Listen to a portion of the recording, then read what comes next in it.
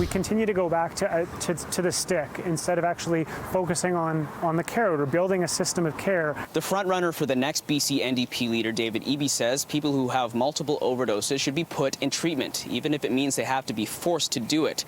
Eby made the comments on the campaign trail to Post Media, and experts and harm reduction workers say his suggestion would only do harm. The evidence around compulsory treatment is pretty clear, especially short-term treatment, that it's largely ineffective and actually might do more harm than good, both by forcing somebody into detoxification, loss of tolerance, and potentially increasing the risk of overdose upon leaving treatment, but also just in the damage that it does with somebody's relationship with the healthcare system as a whole. Cully Sudgmore with the Coalition of Peers Dismantling the Drug War says the suggestion of mandatory treatment ignores the spectrum of reasons people use drugs. Everyone that uses drugs has a substance use disorder.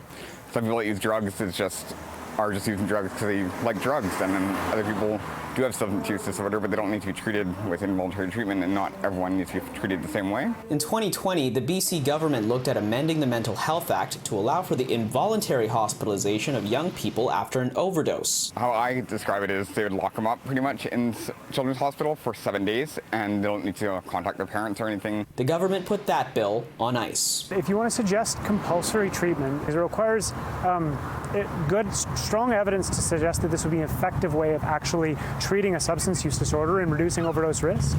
And it would also require an acknowledgement that we've tried everything else in our power already without success. On a personal level, for people that overdose over and over again, it's just providing them with that care of just like an OPS site or something. Like, I guess people are going to overdose multiple times, but it's just because our drugs are toxic right now.